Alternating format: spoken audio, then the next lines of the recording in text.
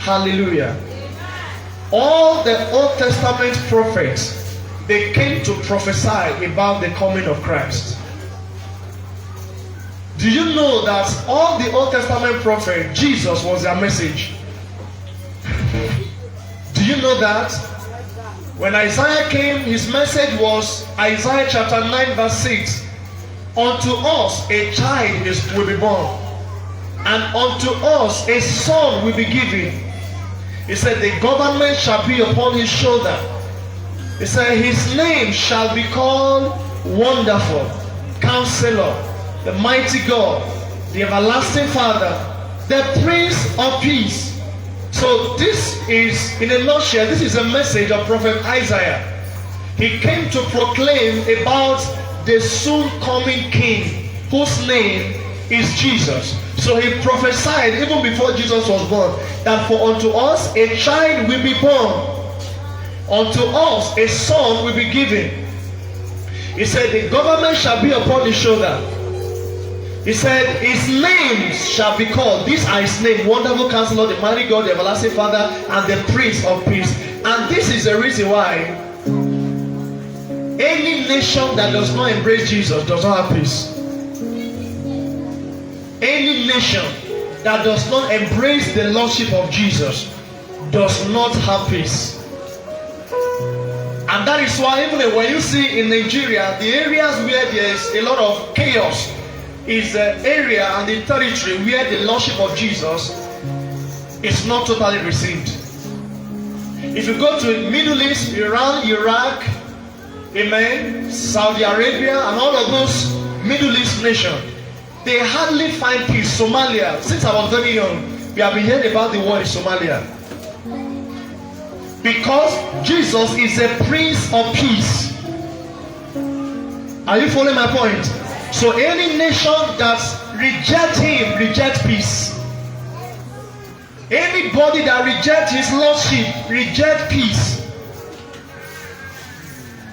So in the Old Testament, all of their messages from Moses, when God called Moses, God gave him a rod.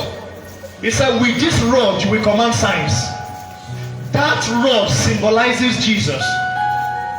And when they got to the Red Sea, it was through the rod that the Red Sea parted here and there, and they were able to pass through the Red Sea. Through the Red Sea. Why? Because Jesus is the symbol of deliverance. So Moses couldn't bring the children of Israel out of Egypt without Jesus. So all the Old Testament prophets, Jesus was their message. They all came to prophesy about the coming of Jesus. They all came to talk about repentance. They came to talk about that Jesus is coming. So you can see that all the Old Testament prophets, their messages centers on Christ. So this was the reason why when Jesus came, they asked him, they said, Master, Moses said, when someone wants to drive away his wife, just simply write a letter and chase her away. All of them, they came to quote Moses. They came to quote one person or the other. But when Jesus came, he said, I say. It is written, but I say. In other words, when Jesus came, he was able to correct every error that Moses made. He was able to correct every error that Elijah made. He was able to correct every error that Elisha made, because Jesus is the message, while all the Old Testament prophets are messengers. Oh my God, you are not following me. If you don't get this message, you will not understand your Christianity. So please, I don't want all these children to run up and down. Let them sit down in one place, please. Praise God. So Jesus is the message, while all the Old Testament prophets, they were messengers. Messengers. Glory to Jesus. So everything about Jesus was prophetic and is prophetic. You can see Jesus is in the story of Joseph. Are you following me? Yes, sir. You can see Jesus in the story of Joseph. So hated by his brothers. The children of Israel, they rejected Jesus. They hated him. Am I right? So Joseph was hated by his brothers. They sold him into slavery. Praise God. From slavery, he became a prisoner. They lied against him. Am I right? So when Jesus was killed, he was killed because they lied against him. They even preferred the death of a thief. I mean, they preferred the thief to be alive than Jesus to be alive. Hello? So they said, the Pilate brought Jesus. He brought Jesus and he brought a thief. And he said, the Pilate said to the crowd, he said, please, keep one of these people. Jesus doesn't do anything, but but the thief stole. Who should we kill? And the people are now, they declare, he said, leave the thief and crucify Jesus. So you can see his story in the testimony of Joseph, how that Potiphar's wife lied against him. And because of that, he went to the prison. Glory to Jesus. And then when he stayed in the prison, the Bible said until his word came, the word of God tried him. So when the word of God came, the Bible said he was sent forth out of the prison. And from the prison, he became a prime minister. So when Jesus was put in shame, he was disgraced, he was beaten, he was spat on, he was put in shame. The death that he died was the death of a thief, was the death of a criminal. Are you following my point? Praise God. But today, Jesus is sitting at the right hand of God.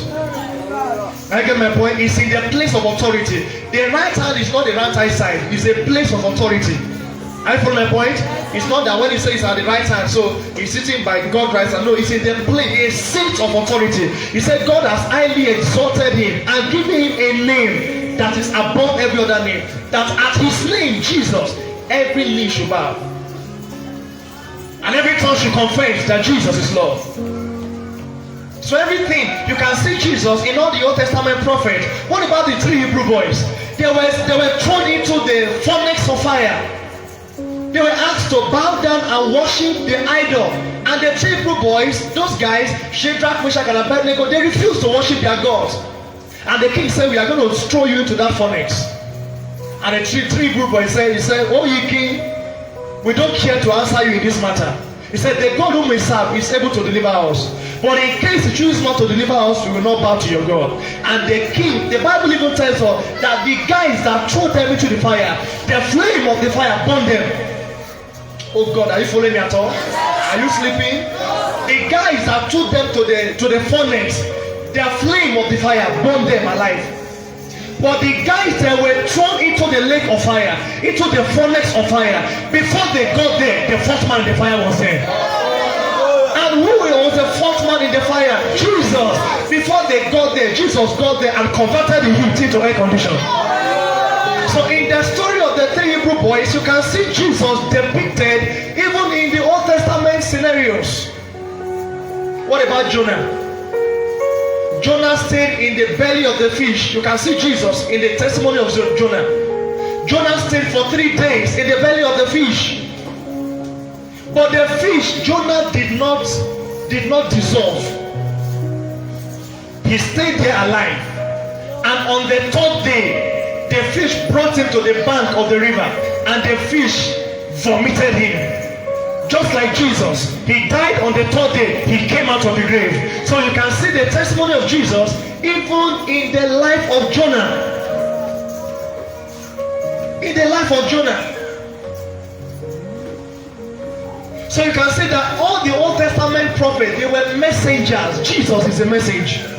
Hello? Jesus is a message. He is the message.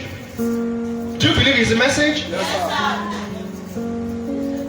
so when Jesus came, he corrected Moses. When he came, he corrected Elijah. Peter brought out his sword. When they came to arrest Jesus, Peter brought out his sword and he removed the ear of one of those guys that came to arrest Jesus. Praise God. And Jesus took the ear and blew, put it back, and the ear gone. On the other occasion, they came to arrest Jesus. Peter said, Master, let's call down fire now. You remember Elijah? Jesus said, Elijah did a mistake. He said, you don't know the kind of spirit that you have. He said, you have a different spirit. You don't have the spirit of Elijah. Oh my God, you are not following me. So when Jesus came, all the mistakes that the Old Testament prophet they made, Jesus corrected everything. He's the correction. He's the correctness of God. He's the exactness of God. He's the picture of God. He's the glory of God. He's the representation of God.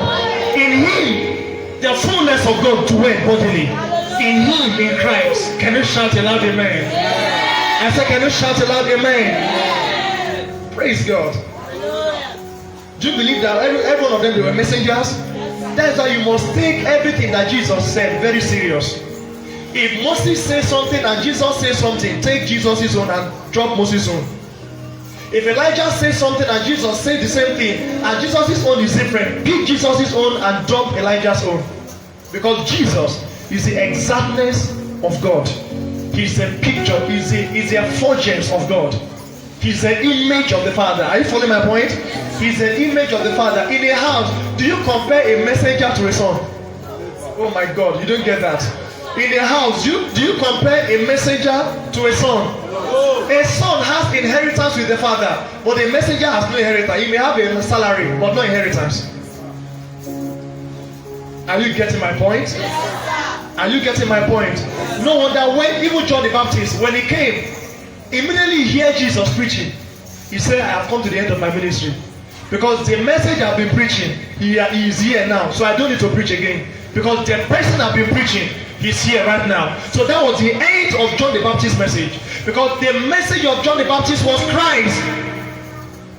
The voice of one in the wilderness, preparing the way for Jesus to come.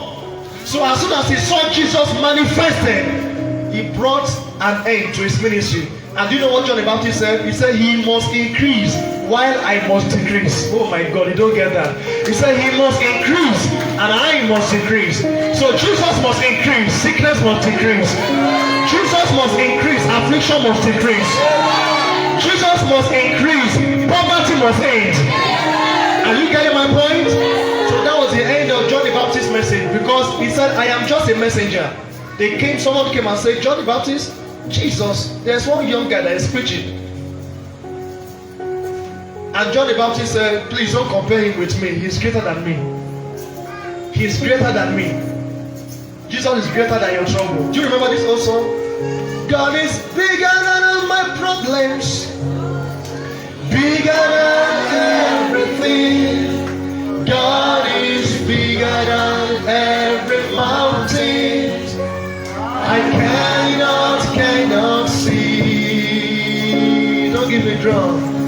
God is bigger than all my questions.